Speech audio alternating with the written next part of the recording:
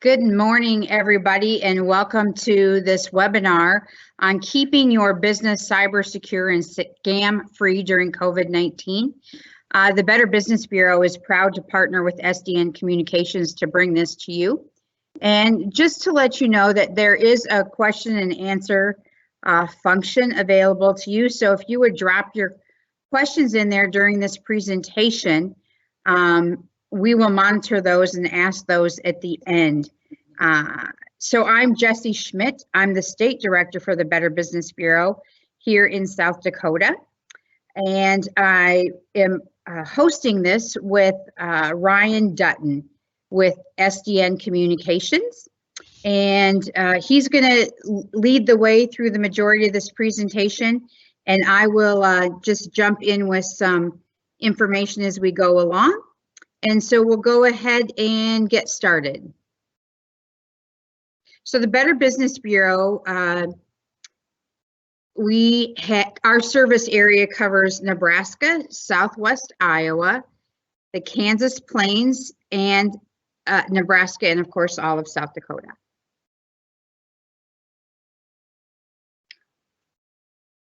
And here's your presenter. Ryan, can you just tell us a little bit about who you are and what you do for SDN?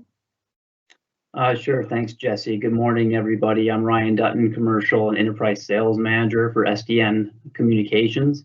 I've been in the broadband industry and specifically the rural telecom industry for more than 20 years, and I've been with SDN now for approaching 4 years now. I actually home office in South Central Minnesota, even prior to the pandemic, utilizing broadband services from my local broadband provider. So actually this environment that we find ourselves all in actually is how I've been doing business for almost 15 years now in various stages of my telecom career. So that's a little bit of background on me. I'll go through the presentation this morning.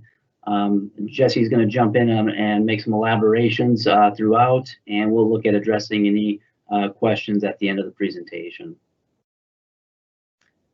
So what we're going to talk about today, cyber security tips for remote workers. The agenda, we're going to talk about kind of the current landscape, what we're seeing as a provider in terms of network impact to the current environment that we're in. And then we're going to transition and look at, how do you keep your environment safe at home, as so many of us find ourselves working remotely now. And a lot of people that, historically hadn't been doing that, even on occasion. Certainly there was a percentage of the workforce that would do work from home from time to time. But now, with the percentage being much higher, what does that look like? And how can we keep ourselves and our network and our businesses that we represent secure in a work from home environment? And, how does COVID scams kind of play a role in all of that? And then we'll transition from there to, things to be on the lookout for. Everything from business email compromise to brand hijacking, ransomware, video conferencing, and look at other prevention as well. So that will kind of be the format here this morning. Just real briefly, a little bit about SDN. We're a regional broadband provider that works exclusively in the B2B or business-to-business space. We are formed by 17 independent telecom providers in South Dakota, and those organizations are listed there. And we've also expanded into South Central Minnesota through a strategic partnership and a build-out of a fiber optic transport network with the following providers that you see on the screen. And so we really have a large presence here in the Midwest, and we're responsible for some of the connectivity that you probably don't even think about on a day-to-day basis, and we'll talk about that in a little bit. So who do we serve? SDN serves everything from the healthcare industry, which is of course top of mind right now, 911 services, financial institutions or the financial vertical. And one thing that folks probably don't think of SDN, but in one regard or another, you all are the beneficiaries of our extensive network whenever you make or place a cellular phone call. We provide a lot of the fiber optic connectivity to the various towers in the Midwest. So even when you're using a wireless service, wireline companies, specifically fiber optic companies like SDN, do come into play. We're also have an extensive network that serves the educational institutions in the region as well. Manufacturing, we serve a lot of manufacturing organizations as well from there, and of course government institutions and ag as well. So a lot of these kind of fundamental core institutions that we all rely on a day-to-day basis, we actually play a role in powering those organizations with our vast infrastructure. Okay, so let's jump into the content here and look a little bit at the current landscape. What's going on right now. Internet use is up 17%. Hacking and phishing attempts up 37% from March over February. And, that makes sense. The fact that we are in a work from home environment largely creates a more target-rich environment for bad actors, quite frankly. I mean, I equate that to, our exposure as drivers on the highway. The more you drive, the more frequently you are in your vehicle and driving to and from your destinations, statistically increases your likelihood or exposure of being in an accident. Well, the same is true here as we look at, kind of our exposure online, because there's such greater use of online applications from the work at home environment. That's creating a really target-rich environment for bad actors.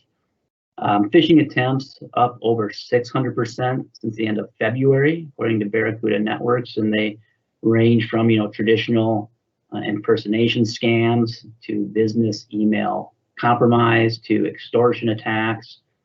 And there's also an element of recreational hacking that's going on as well. And recreational hacking is, there can be some really negative outcomes from that, but generally these folks are just general disruptors looking to be an annoyance or a nuisance. Sometimes they create havoc just for the sake of creating havoc. And then of course there's professional cyber criminals are also using of this current environment to their benefit as well. Ryan, I will just say that at the Better Business Bureau, we are seeing every scam that we have ever talked about or reported on previously. We are seeing that with some sort of COVID attachment to it. Whether it's intentional phishing scams, whether it's general, whether it's related to national and federal things that are going on, they all just have this COVID attachment that just make us maybe that much more susceptible to jumping in. Yeah, I think that makes a lot of sense from the standpoint that, again, there is such high interest, understandably so, into the developments in the COVID-19 pandemic that in itself is creating a vulnerability, right? Because it's a great way for bad actors to customize messages around COVID and to take advantage of the fact that there's such an interest in what's going on and people wanting to stay informed. That in another way makes us more vulnerable to cyber threats for sure. Now you're looking at kind of a current landscape and internet growth by quarter from Q1 2019 to Q1 2020 for the SDN network. And going into this pandemic in the early days of it, from a kind of an internet perspective, there was a general question as to, is the greater internet network going to be able to handle the additional traffic and utilization of bandwidth as more and more people are relying on it? From an SDN perspective, we're always evaluating. We're in a perpetual state of evaluating our network in terms of looking at utilization And from our perspective, we're trying to always be a year out from where the traffic demand will evolve to. So how we design our network today is creating enough of a buffer to anticipate what the increase will be in demand for bandwidth 1 year from now. So that creates an environment where we have some resiliency. We have the ability to respond to, an unexpected event like this pandemic, and our network is able to, to handle that efficiently. And what we're seeing is largely within the greater internet, network. If you think of it from kind of a global perspective, that's largely been the case. That the internet has responded pretty well, especially among providers that have, robust infrastructure like SDN. Yeah, I will say we do certainly have some internet deserts here in the upper Midwest, but certainly I was glad I was here and not in Europe, where they're running on really old infrastructure and saw some pretty big outages. And you saw some big companies really slow their streaming services down, for example. So I think hats off really to all those internet providers, just like SDN, that are building out their networks consistently. It has helped us move to this work from home environment for sure, and very seamlessly. So here, looking at the current landscape and just what we're observing as a provider, a couple things to note. Daytime traffic went up 50 gigs starting March 16th, and that has not gone down. So what's interesting there is, although peak internet usage from an SDN perspective, from our perspective, has gone up a little, what has been more impactful is this idea that the daytime traffic is higher and then it's staying high for a longer period of time. And of course, that makes a lot of intuitive sense when you think about all the folks that are now at home working in this current environment. And kids are largely doing schoolwork from home. I've got 3 kids. When they're done with their schoolwork in the morning, and if hopefully they've gotten outside for a little bit, then they're back inside potentially streaming Netflix, right? So you've got the demand on our network from what I'm doing at home to what my kids are doing from an educational perspective, and then transitioning to entertainment as well. The last 3 years, the trend has been about a 30% increase in internet traffic each year. In 2019, the traffic was actually up 39%, and we saw an all-time peak usage in April of this year. Again, makes intuitive sense from the standpoint that with the pandemic, that internet usage is really spiking in that April timeframe.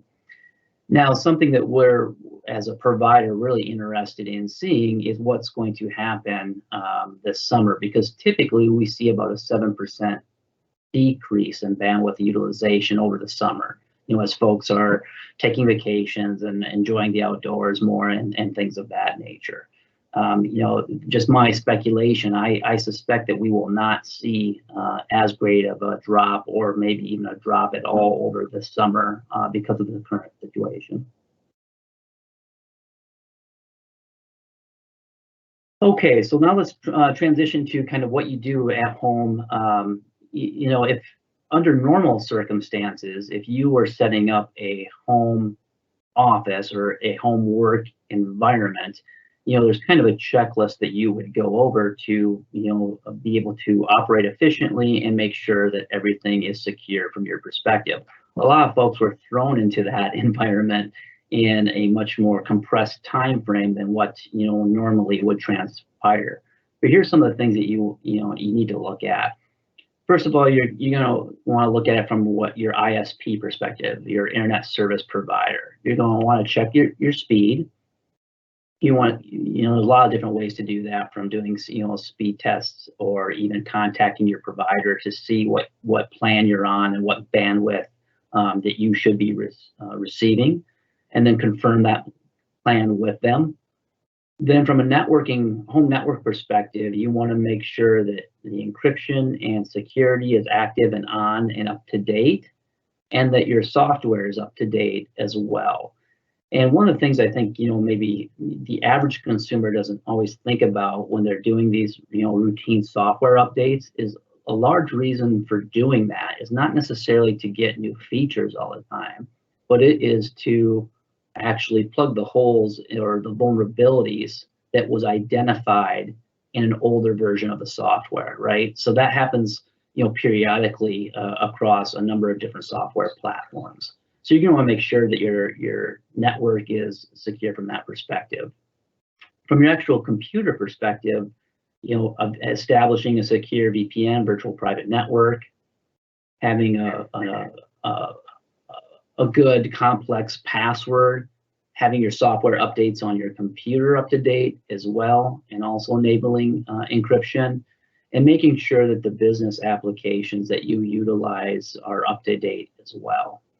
And another one that I think folks don't often, think about is locking their device. And I mean, from a standpoint of actually from the time you open your PC or your laptop or whatever electronic device you're using, having it set so that that password actually has to be authenticated before you can actually use the device. Now, you might think in a home environment, well, should that even matter? It's just me and my family. But still, it's just a good practice, a best practice to be in, because if we take our computers other places, or you have folks from the outside world coming in on occasion, delivery people, and if that computer is just sitting there powered up, and you can just open up, the screen and start getting access to all the files, that creates a vulnerability.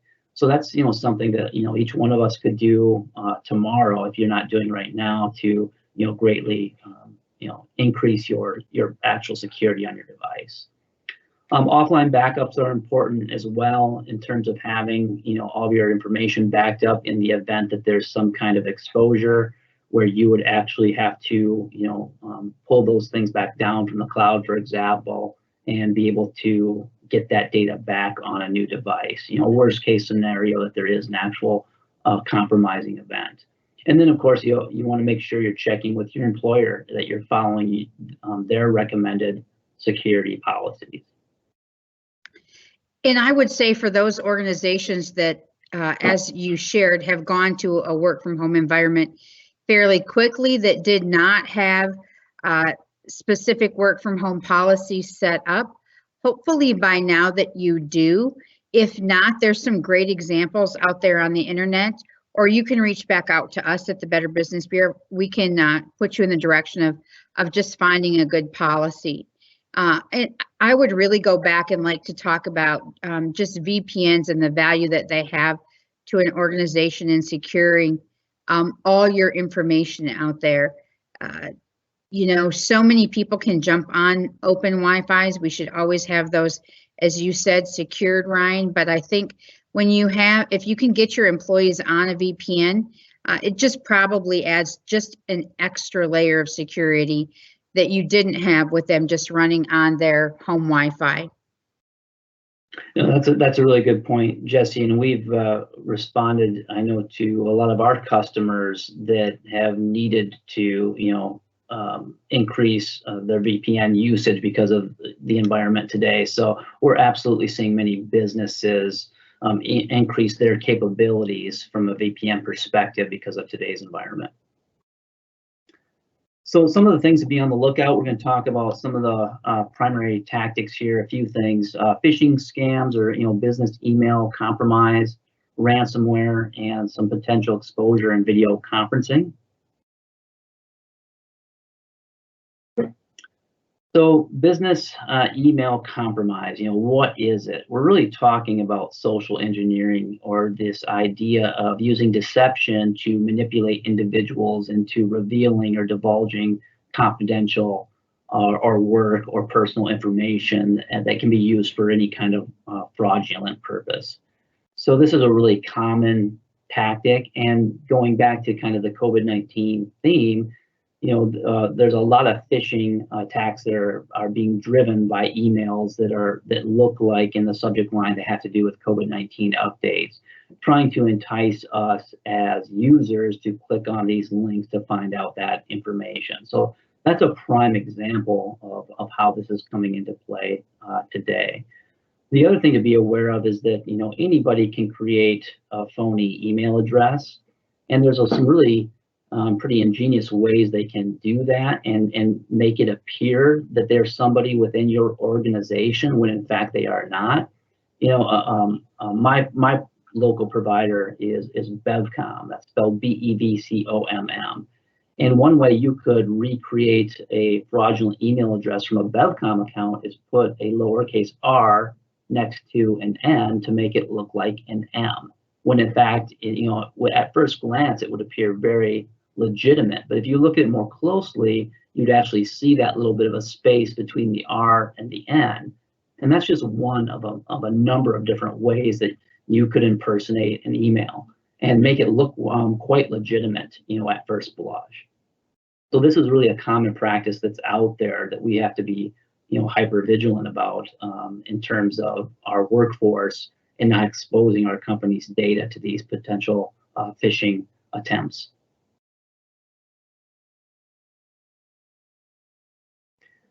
So how do you respond? You know, what's best practice? What should we be doing? For one, your skepticism is really going to serve you well in today's environment, quite frankly. So be cautious, be skeptical. You know, look for spelling errors anywhere within the body of the email. Look for spelling errors or different, like that example that I just used within the actual email address itself. And be really skeptical of anything that requires you to respond urgently. There's actually two kinds of thinking within the human brain, system 1 and system 2 thinking. And what they're trying to do with that urgency or call to action, something that you're supposed to do immediately, is to actually deactivate your system 2 thinking, which is your higher, more deliberate, logical thinking in your mind. They're trying to deactivate that and actually get you into more of an emotional, immediate response, because that's to a bad actor's advantage, right? Like the second that you're not thinking about things logically, you might click on that link through some kind of emotional response versus saying, hey, this doesn't seem quite right. So that call to urgency is really accompanies a lot of these phishing emails, and that should be kind of an immediate red flag in your mind. You're going to also want to verify links. You know, you can hover over a link without actually clicking on it to get a little more information about the link. If that doesn't look right, there's misspellings or it's just made up of letters and words that don't even make sense, that can be a red flag. And check that from address as well. And always take a step back. You know, time is your friend in this type of environment. So don't respond to those immediate urgent requests, and also be highly skeptical of anyone or any organization requesting personal information, because reputable entities just simply won't do that via email, or it's highly unlikely, or it's later in a multi-stage process where you've already kind of verified who you're dealing with. So just random emails that are asking for personal information, we have to be highly skeptical of. Yes, I certainly would agree. And additionally, if those requests come from people within your organization, in these days, obviously we can't get up and go to their office, but this is a perfect time then to really pick up the phone and make some phone calls to the numbers that you know within your organization. So here are just some examples of things to look for. You can see at the top that the from is not a valid email address. If you look in the body of the email, the actual paragraph, there's several misspellings. Additional red flags, asking for your personal information, and then again that call to action via immediacy or urgency, saying you've got to do something right now. They're really trying to deactivate your logical reasoning and get you to respond in an emotional way. And then generic language, lacking those kinds of specifics can also be red flags.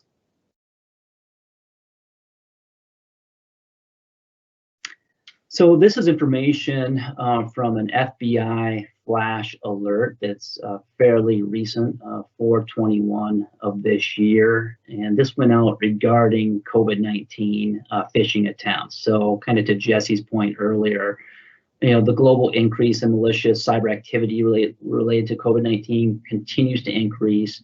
There's a lot of attempts with the subject line COVID-19. And really what we don't know is how compromised the individual is if they fall for these. We know the attempts are out there. The FBI is aware of them.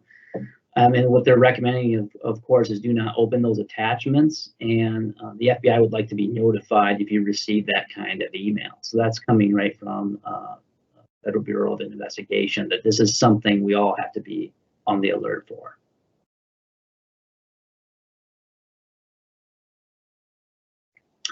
Okay, so business email compromise, what is it? Impersonation here, exactly some examples of what you might be seeing. At the top there is an email address from a representative of SDN, but if you see to the right of his name, Vernon Brown, you could quickly see with paying attention to detail that that's not his actual email address. And then, within the body, it's pretty vague as well. Can we set up a payment to a vendor today? I mean, that's a very kind of vague kind of question that I know if I received this email from my coworker, I wouldn't be expecting it. It would seem off to me beyond just some of the indications from the email address itself.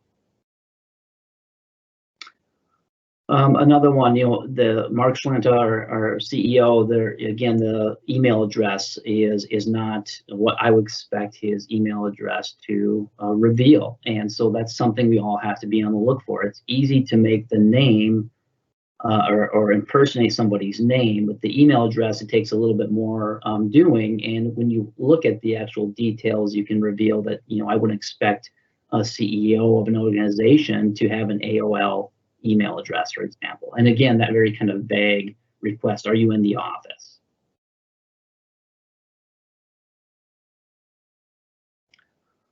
Some more examples here from our VP of Sales, impersonating our VP of Sales. Hi, Jill, I would like to effect changes to my payroll information. Could you please send me a direct deposit authorization form via email to make the necessary adjustments? Regards, Ryan. So in this particular example, they're trying to kind of set the stage for somebody to not to fall for this phishing attempt, and then to provide that information and have a quick financial win for a bad actor. And this is what we call a spear phishing, because it's very targeted to a certain individual within an organization, and that's really how the wheels can start to fall off in business email compromise, is that it's this targeted conversation between two different employees within the organization. And then we're going to get to that further here, but then you download some malware, and like I say, that's where the wheels can go off the rail really very quickly.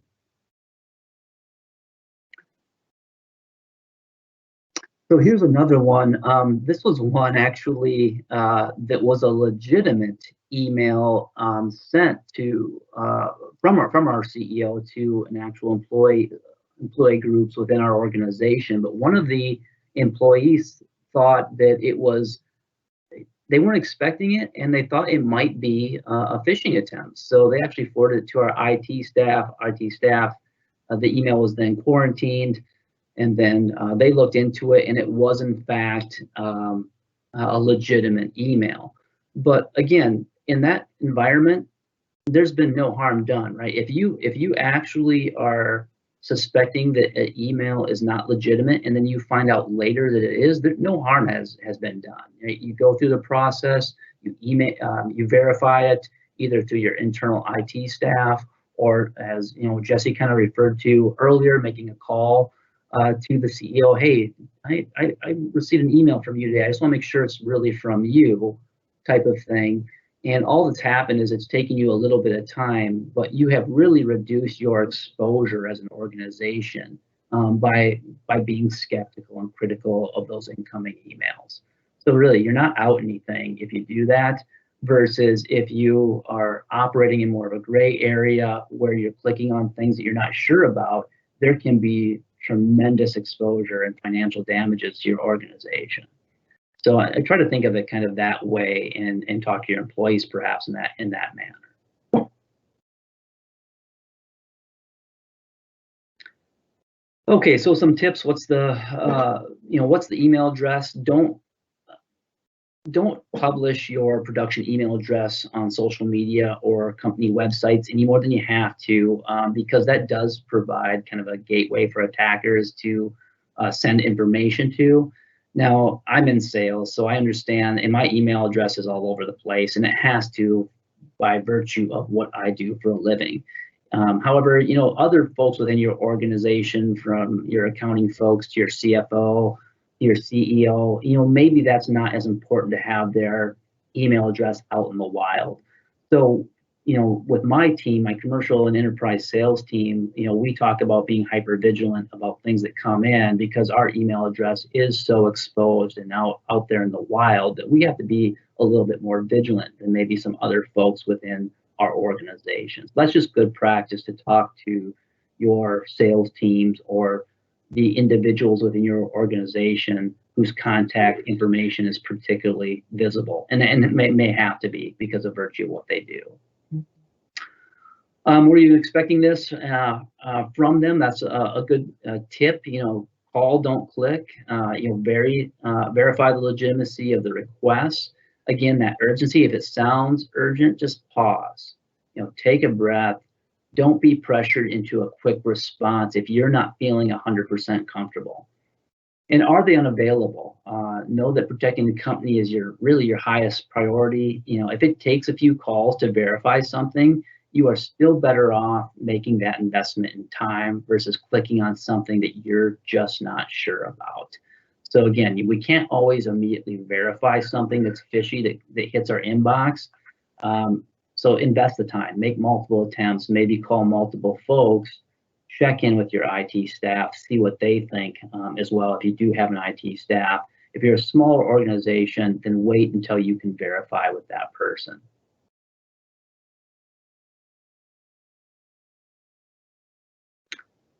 Okay, so this is the brand hijacking. I think, Jesse, do you have some?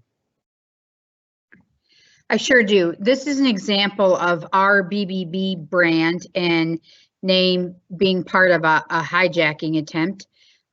This was sent to thousands of businesses across the United States, obviously in response to COVID-19, as I suggested previously, but we see this really on a regular basis, taking advantage of a business's good name and reputation. Thankfully, many of our businesses reached out to us, and we were able to pull some of this information down rather quickly. So I would say if this happens to your organization, you do want to reach out to law enforcement. And again, in the areas that can really help you with this, the FBI in South Dakota, we have the Fusion Center here in South Dakota, but don't hesitate to give us a call. We will help you as best we can, steer you in the right direction. And that, like I said, this is just one really small example.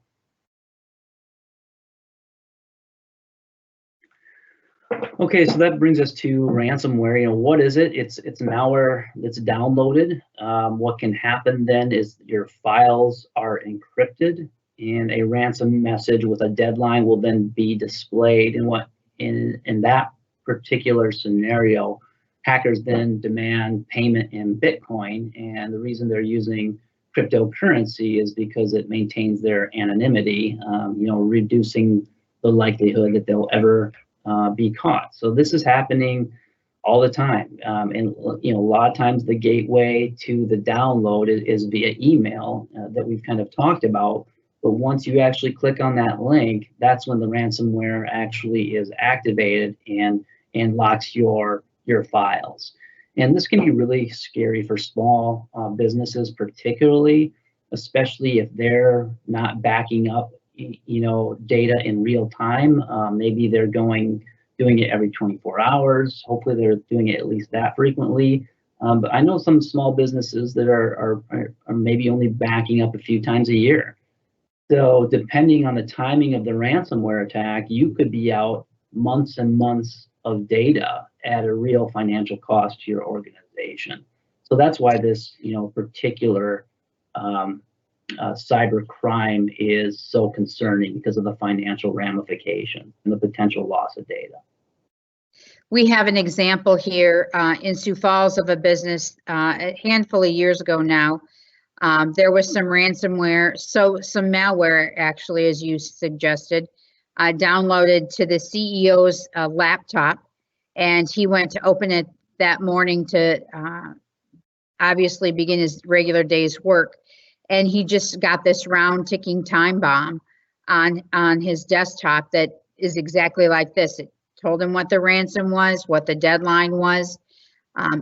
And, like he said, hey, I had to make payroll the next day. You're willing to do just about anything to secure your, so you can pay your employees the next day, to secure your customers' identification.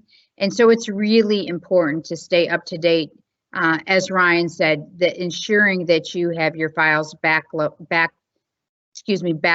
and encrypted in some way.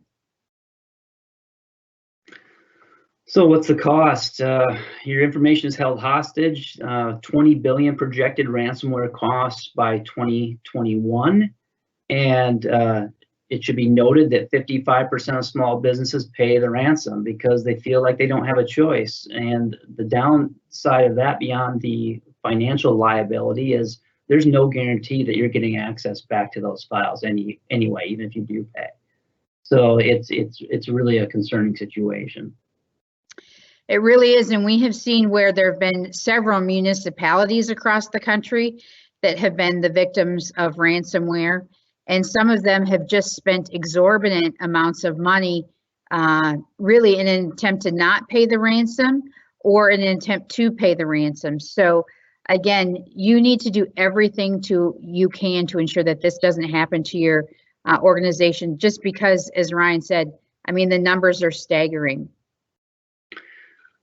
So just some general tips. Again, we have to be really careful with those emails, question the legitimacy, and don't click on links or download files that you didn't expect via email. That's really the number one rule. Make sure your employees are careful about the websites and you personally that you visit in terms of exposure on those potential websites. And don't download free apps without doing some research. And if you do have an IT department, you should be talking to them about some of the apps that you're considering downloading, just because there can be greater exposure there. Ryan, would you suggest that an organization does some beta testing of their employees as well? Not so much in a got you attempt, but just as in an educational attempt to keep your employees informed about what these sort of malicious business email compromise emails look like. Yeah, definitely. Here at SDN, we use a service, and there's a lot of other ones out there. I'm not necessarily endorsing them. It works for us, but it's called KnowBe4. And what they do is they actually simulate these different potential phishing emails, and it's good practice. And it keeps everybody within our organization on high alert, looking for those types of emails, because we know we're periodically being tested on that. And then there's accompanying training with that as well. So I would highly recommend it. There's a lot of different resources online for that type of thing, and some of them are subscription. You can do them for a period of time or on an ongoing basis, because again, the employees are ultimately our best defense against these kinds of attacks. Absolutely. At the Better Business Bureau, we use KnowBe4 as well. And I've had to watch a video or two in my time. So again, even I work in this business every single day. There are things that occasionally catch me as well. Video conferencing, top of mind because folks are utilizing video conferencing more than ever because of the current environment. Just be aware that there's some things going on there in some of these different platforms where there have been some vulnerabilities. You hear about Zoom particularly. There's been warnings from the FBI about Zoom bombing and where people not invited to the meeting are actually gaining access because they're not locked down and as secure as they could be. Zoom is working on some of those fixes, but there's a lot of different platforms out there. So we just have to be also aware of our potential vulnerability in the video conferencing space as well. And just looking at some stats here from the Department of Homeland Security, 2 zero-day exploits for Zoom were being sold for $500,000. Main application was developed by 3 companies in China, though headquartered in the US. And researchers found over 500,000 Zoom accounts being sold and shared on the dark web. So, again, we have to be careful with some of these different free versions of video conferencing that are out there. And Zoom saw a 20-fold increase in usage to 200 million daily users. So from an exposure perspective, Zoom's hyper growth made them a prime target for bad actors because they had such amazing growth in a short period of time. And their security maybe didn't match their growth in the initial stages. So just we have to be careful, and we've got some recommendations on how to be safer with video conferencing as well. Ryan, can I ask you, because I've been asked this and I don't really know that answer, but what's the point of Zoom bombing? For instance, we see these being sold at such high dollar values. What are they looking to gain when they Zoom bomb a conference? A lot of it is just to be an annoyance or nuisance or kind of that disruptor. That's a lot of it, but there are potentially other even more concerning things. I mean, if your organization is talking about potential trade secrets or proprietary information via a Zoom meeting, that could be valuable to a bad actor out on the dark web to sell to whomever to disrupt your business for whatever reason. So, it goes from everything from financial gain potentially to just being an annoyance, just doing it because they can do it. And to kind of show people that some of these hackers like to just show people that they can. So beyond that, some tips, avoid public sharing of meeting links for these video conferencing that, reduces some exposure. Choose a platform that uses passwords that will reduce the likelihood that somebody can just hack into it. Utilize the waiting room option, and that's where you can actually create a space where folks are in the waiting room, but then the actual person who sets up the meeting has to kind of authorize them into the meeting. So if they saw some, people on with some kind of anonymous credentials that weren't showing up in your attendee list, you could then not allow them into the meeting. And limit screen sharing to presenters or hosts only. That way, if somebody did get access to the meeting, they couldn't immediately hijack the actual content of the meeting. Other prevention, we've all been kind of hit over the head with this idea of creating strong passwords, but it's a legitimate thing that we need to be doing. Use and create strong passwords in everything that you do online. So, we want to avoid the obvious ones, the 1, 2, 3, 4, 5, 6, or the password being password, and all those things that you hear about from time to time. There's simply too much exposure to use those kinds of passwords, and when you use them repetitively over multiple accounts, your exposure is just multiplied, both individually as a user, but also for your organization. If you're working on things from home remotely. So today happens to be National Password Day, so there's no time like the present to really go out and, as you said, use these password managers. Don't use the same passwords. Really, no time like the present to really go back and take a look at all your work and personal email passwords and maybe start a different process than you have used in the past.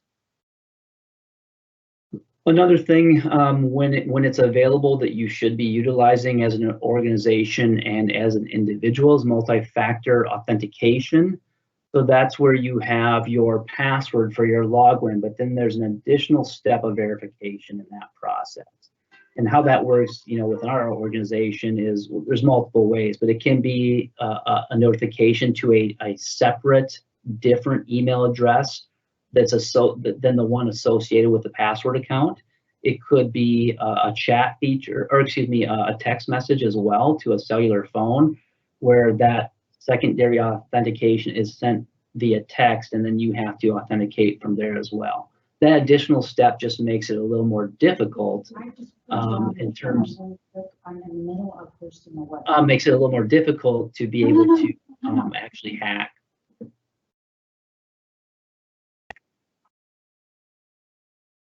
So some other things to be aware of, other prevention: secure your Wi-Fi. It's best practice to have a guest login, doing that both at home and many Wi-Fi routers have that ability. If you subscribe to a Wi-Fi service from your ISP, you likely can create a guest network and guest login process as well. So keeping that kind of separate from your personal devices on the network, so that when folks come in and are visiting you, they hop in on this guest network, which is essentially partitioned from your other network and your electronic devices as well.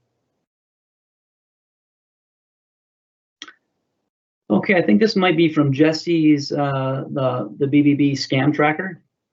It is. If you're individually or as a business have been attempted to be scammed either through business email compromise, through malware, we would sure appreciate it if you could report it to BBB Scam Tracker. We share this data with many organizations, not individual information, but just the overall data. And that allows us to compile all that information to look back and see where these scams are starting, where they're proliferating across the country, and really do our best then to share that information with all of you.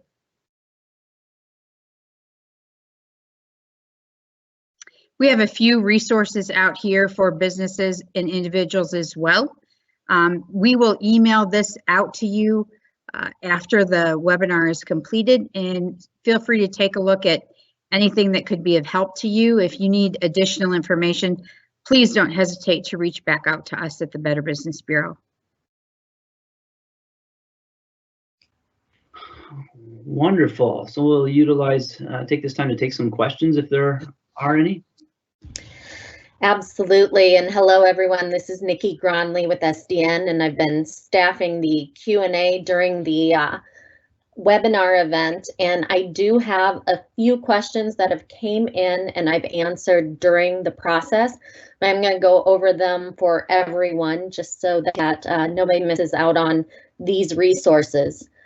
Someone had asked, where do you send suspicious emails? If you do get a COVID-19 one that seems like it would be falling in the category that the FBI would like to be alerted to. I did want to make everybody aware there's an organization called InfraGard, and I have put that URL into the Q&A chat. And InfraGard is a partnership between the FBI and business. They have a contact link on there. So if you think you have something that is threatening and falls into that category that they might be interested in looking at, you can start the conversation through their contact link at infragard.org, and that is infragard.org. So that is one resource. There is a local chapter in Sioux Falls that meets quarterly. So if you think your business is interested, you can also reach out to them there and get them involved. The other question we got was, can you provide the contact information for the South Dakota Fusion Center? So I've added that URL on there. South Dakota Fusion Center is in combination with Homeland Security and a great local organization that can help if you're running into problems with ransomware. They've got experts that can help with that sort of thing. And then I did put in the chat also know before and a link to that if you are interested. Like Ryan said, that just happens to be what SDN is using. It sounds like the Better Business Bureau is too. And that's been a great tool for both training and testing employees. I've got another question that just came in. Ryan, this question says, what steps should be taken to reduce the junk phone calls that apparently, I know I've heard a lot of people report that they've got a lot of calls coming in.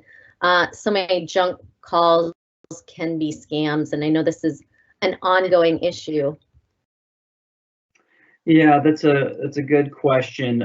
We'll ask some of our internal experts about that to see if they have any recommendations. I know on some different cell phone handsets, you are able to, after a call comes in, mark that as a spam call, and then that's reported within the system, so you're not likely to get a call from that same number. You can also utilize a do not call list from a landline phone, and we can look up what that actual web address is as well, but you can get some more information about the national do not call list, because then you're supposed to be removed from some of those things. Although if it's a bad actor, they're probably going to ignore the do not call list anyway, so that might not stop them. But yeah, there are a couple. It's a little bit easier on your cell phone today, but we'll take a look and see if we can get some of our experts internally at SDN to provide some additional resources for that question. You know, there was legislation passed at the end of last year that mandates that telecommunications organizations provide this software that is able to identify robocalls and those sorts of spam calls. And we're starting to see that crop up across our networks. And I'm sure all of you are as well. It takes some time for organizations to build out these sort of networks and this sort of software. So I will tell people to be patient, but we have seen a decrease even in the first few months of this year. And what we have been telling people, I think really by the fall of this year, we will be able to see that we'll see a significant decrease in those calls. As you said, Ryan, you can get on the do not call registry, but people that are making spam and robocalls are really criminals. So that would be like putting a sign in your front yard that says, "Don't rob my house." Criminals don't really care about that. Law-abiding citizens do, and law-abiding businesses do. But I would agree, if you can mark that as spam or you can block it, it's in your best interest to do so just as soon as you possibly can. I will add that I know that some of our member companies who are also traditional phone companies, not only broadband providers, some of them do have a service called telemarketer call screening, where actually, and that can reduce the number of calls as well. So you might check with your local wireline provider if it's a problem on your wireline phones to see if they might have that service. And it's a fairly inexpensive monthly service that requires those folks to listen to a recording, and then if they are there, and not to press 1 to continue on to dial through. So if it's a robocall, that actually won't go through utilizing that service. So something else to consider. Any other questions, Nikki, that you're seeing come up via chat? No, that was the last one that came through. I do have a question for you, Ryan, and Nikki, maybe you know this as well. What do you know about VoIP phone systems? Do they draw more bandwidth than laptops or other devices? Well, I can just say, generally the human voice it takes a very minimal amount of bandwidth. So it shouldn't be a strain on your network, whether from home or your business utilizing it as well. It's such a small amount of bandwidth compared to other applications and things that we're doing online.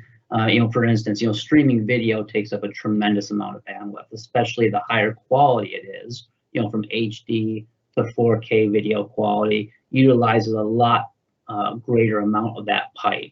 So you may have experienced that at home as a home user if your kids are streaming high def, or even if you have a 4K TV, which is an even greater, higher video quality. So that's really a bandwidth hog. But in comparison, the human voice is a small fraction of that. So that should not be straining your network. But now if you have a Wi-Fi router that's antiquated or is a great distance away from the electronic device that you're utilizing VoIP on, there you may experience some trouble just because of your distance or interference to the router, which has nothing to do with the bandwidth coming into the home or the business. So a couple of different issues going on there potentially. Sure. I will tell you one thing we experienced at home is that we hadn't done an update on our router in a very long time. Nothing that it hadn't even crossed our radar. Well, we were checking our speed times as Ryan suggested early on, and we could see that there was a huge drag. Well, once we ran all the updates on our router, we were really pretty increased our uptime, I'm going to say, just by doing updates, and allowed us to stream much faster, have all of our devices run much quicker, and again, more secure. So don't forget about updating your router when you're looking to do updates on your devices. I did have another question come in, and this question is for Jesse. Rob would like to know, what's the most common scam that the BBB is currently getting complaints about or inquiries about? Well, there's a handful, but a lot of fake websites up there have come up in the last 60 days regarding a lot selling masks, a lot selling hand sanitizer. So I would say that is one of our ones that we have seen taken a huge spike over the last several days. So again, watch when you're out there looking to procure those items. If you can procure them locally, please do that. And if you see that a website has just really recently been created, that's an opportunity to stay far away from that organization. Okay, well, that is what has come in through the live event Q&A. So thank you so much. On behalf of the Better Business Bureau, I want to thank SDN Communications for really facilitating this webinar and being so, having such great information to share with all of us. As we said, we'll push all this information out to you very quickly. And if you have any additional questions, please don't hesitate to ask us. Thank you so much. We hope that all of your businesses are able to work from home in a productive way, and that we see an end to business as usual right now in the near future. So thanks again. Thanks to Ryan and to Nikki. We're grateful that we were able to put this out there. Thanks, everybody.